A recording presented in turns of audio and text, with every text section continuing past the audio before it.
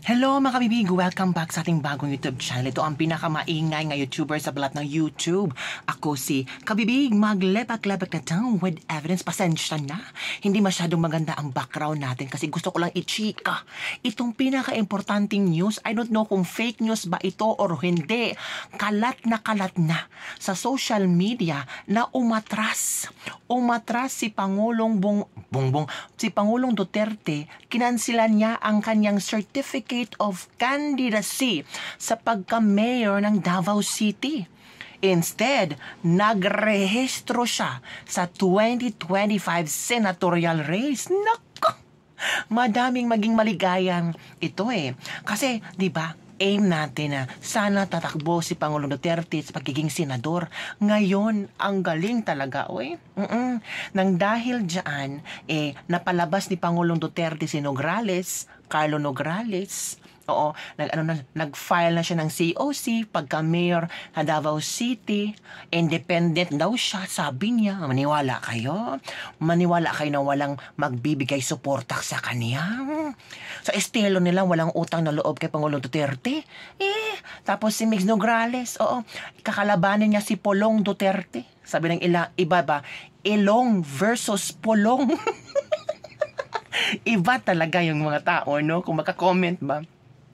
Excited si Megs Nograles. Oo naman, Megs.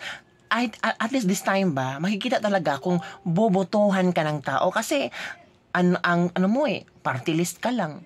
That time, pero ngayon, dito malalaman kung talagang mahal ka ng mga tao mo, Megs Nograles. So, let's see kung ano ang resulta ng eleksyon.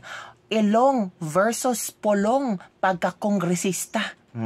Diba ang sabi mong mga sinabi ni Polong na si Polong hindi yan nag-a-attend sa hearing ng Congress hearing. Palaging pabida kaday. Let's see, tingnan natin kung gaano katangos ang ilong kumpara sa pagsupalpal ni Polong sa'yo sa pagkakakongresista sa Davao. Ito na. Ito ang pag-uusapan natin. Ayon sa report ng DZRH Radio na si Pangulong Duterte ay pupunta sa Manila City para mag-file ng kanyang COC sa pagkasenador. Duterte reportedly set to file a COC for senator at the Manila Hotel City Tent, where the Commission on Election set up a temporary office to accommodate a number of aspiring politicians. Nako, ito nga ang sinasabi natin, ang galing ni Duterte ba? Chess master talaga siya. Pinalabas niya muna. Oo. Kasi, chika-chika na si Mix Nograles ang kakalaban sa kanya. Pinauna talaga yung digong mag-file siya. Then, umaga, ay nagpunta na agad si Mix Nograles at ang kanyang kapatid na si Carlo Nograles. Kaya pala pumunta kahapon si Carlo Nograles sa Comelec kasi baka nag-espiya yun kung talagang si Duterte ay tatakbo. Confirm nilang tatakbo si Duterte. Nag-file din siya. Paano na ngayon? Baka si Pasde ang kalaban kay Carlo Nograles. Naku, talo. Diba mga kabibig?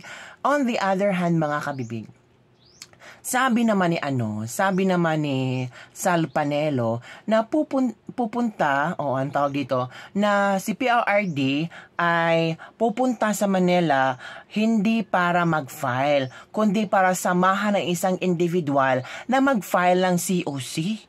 Sino kayang individual na ito na mag-file ng COC? O panoorin natin ang eksplanasyon ni Sal Panelo, ha? Watch this video.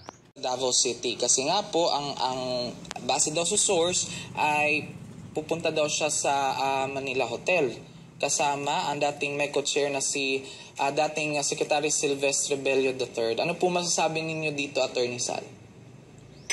Nag-usap kami kahapon, talagang pupunta siya sa Manila Hotel. Hindi para mag-file, kundi samahan yung isang nagpapile na nakiusap sa kanya.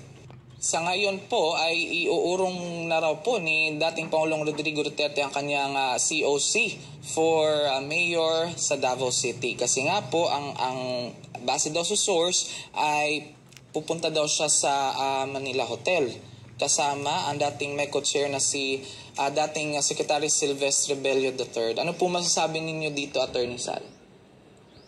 Nag-usap kami kahapon, talagang pupunta siya sa Manila Hotel. Hindi para mag-file, kundi samahan yung isang nagpapile na nakiusap sa kanya. So maghintay-hintay tayo, kabibig, kung ano ang mangyayari, kung talagang sasamahan lang ni Pangulong Duterte ang kayang friend na nakiusap sa kanya, or talagang magpa-file siya ng COC para tumakbong senador. Well, based naman sa mga surveys, si Pangulong Duterte ay nasa pangatlo, pang-apat na choice ng mga Pilipino, mga kabibig. Sabi ng isang netizen, this is one of a kind political genius talaga si Pangulong Duterte, kaya ganyan siya minahal ng taong bayan. May sasamahan lang daw sa 10 city niya magpahal, hindi daw kinansila ang mayoralty sa COC. Tuloy sa pagka-mayor si Tatay Diggs, I was told. Yes, labay Tatay Diggs, so happy now. Doc Lorraine has posted already, fake news daw yan. Sabi ng isa fake news daw itong pag-file daw di umano or pag-urong ni Pangulong Duterte sa pagka-mayor at mag-file ng COC sa pagka-senador. Tingnan natin later ang mga kabibig, ha. Baka magbago ang mangyayari, kabibig. Diba? Kalurky naman talaga mga kabibig. Ang dami mga pangyayari ngayon. Parang mas trending ang eleksyon sa Davao, no? Kumpara sa eleksyon sa Cebu at sa Luzon. Mas marami ang intriga, mas marami ang curious sa kung ano ang mangyayari sa Davao City. Diba? Try to, parang nasapawan yung senatorial slate ni Pangulong Bongbong Marcos. Parang walang interesado ang mga tao, hindi interesado ang mga tao sa senatorial slate ni Pangulong Bongbong Marcos. It means mahina. Mahina ang senatorial slate ni Pangulong Bongbong Marcos. Kaya excited ang mga tao sa ilalabas na listahan ni Pangulong Duterte kung sino ang kayang senatorial slate. I'm sure pag-uusapan ito, marami ang ayaw, marami din ang gusto at maraming susuporta. Kaya napansin ko ngayon, no, sikat si Marcoleta. Pinag-uusapan si Marcoleta. Maraming may gusto kay Marcoleta. And I'm sure winner yan. Lalo na talagang inendorso siya ni Pangulong Duterte. Kasi hindi pa nga eleksyon, siya ang unang inendorso ni Pangulong Duterte. Di ba mga kabibig? Agoy! Grabing pasabog to. Basahin natin.